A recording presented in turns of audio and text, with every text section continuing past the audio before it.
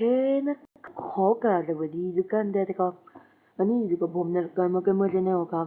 แล้วในคลิปนี้ผมจะมาเล่นเกมเหตุการณ์จำลองสู้รบนะครับนี่ไม่เห็นหรือเปล่าเกมนี้เกมนี้เกมนี้ซึ่งสนุกมากเลยครับเดี๋ยวผมมาเล่นให้ดู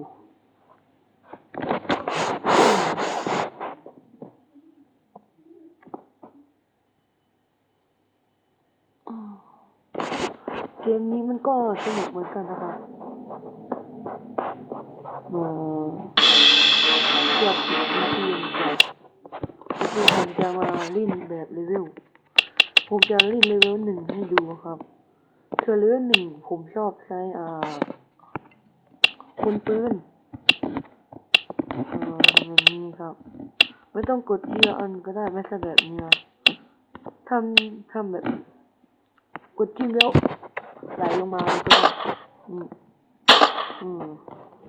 ทีผมได้เปลี่ยนครับผมใช้ปืนเขา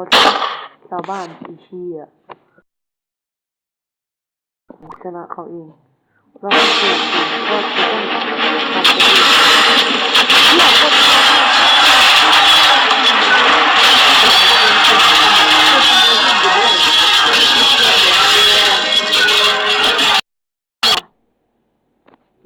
มาลินต่อเลเวล400ผมก็เอาคุณปืนนี้ครับมัวรออะไรอ่ะ400 2เขาก็ตัวละ40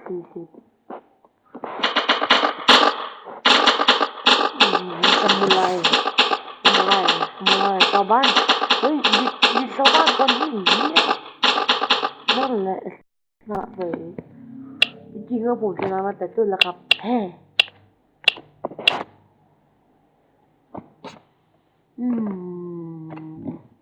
ช็อตนี้ผมว่า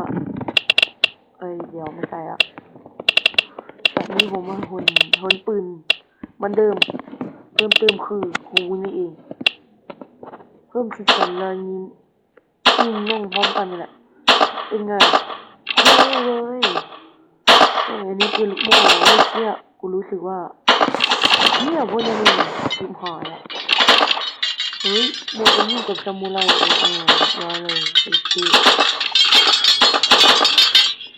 ยิงคนดูได้แล้วเฮ้ยเฮ้ยไม่อย่าผู้นำจะตายนะเรียบร้อยแล้วยิงเลยคือลุงสามนั่นไงเขาก็ไม่บอกอะไรตาม1 แล้วช็อตทำไมไม่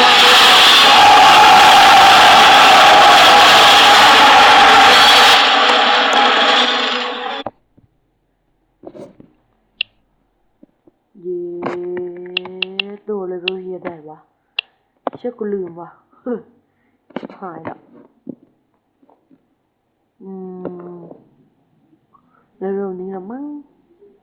เดี๋ยวดูคลิปนั้นหลังเอาเองกูมัวไปแล้วกูก็ตัว40ลองพนนูดูหน่อยดิพนนูเฮียบุกแม่งเฮ้ยเร็วนี่กูเล่นแล้วหรือวะครับเร็วนี่กูเล่นแล้วเชี่ยเลเวล4โอ้ยผมจะเล่นให้ได้200แล้วกัน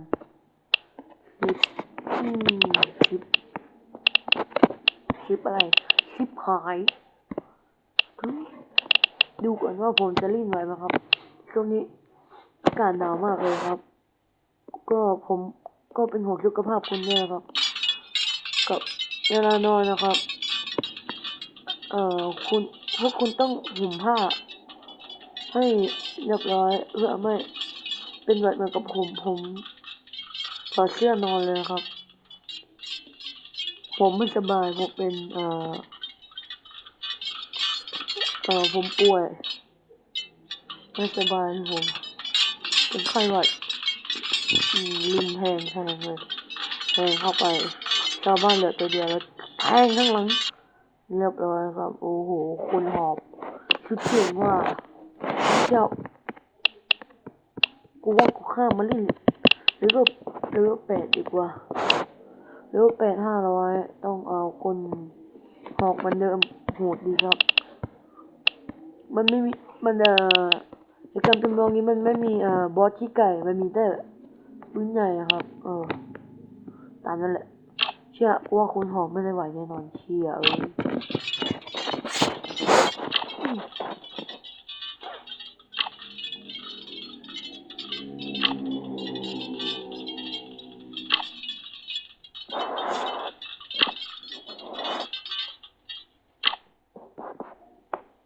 ผมว่าผมแพ้แล้วครับ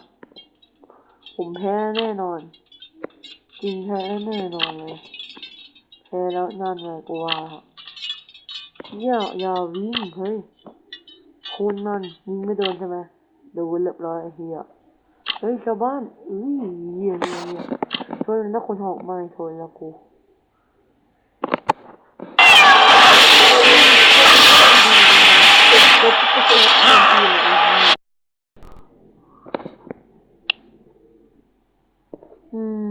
ผมว่าผมไม่ชนะมันแน่นอน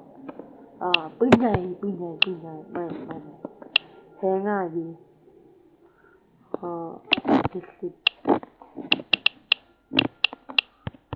แค่นี้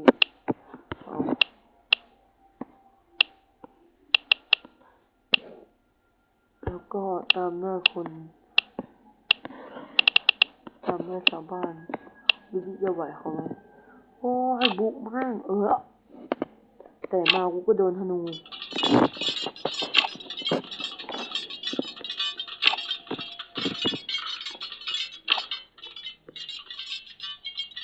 ผมบอกเลยคำเดียวว่าแพ้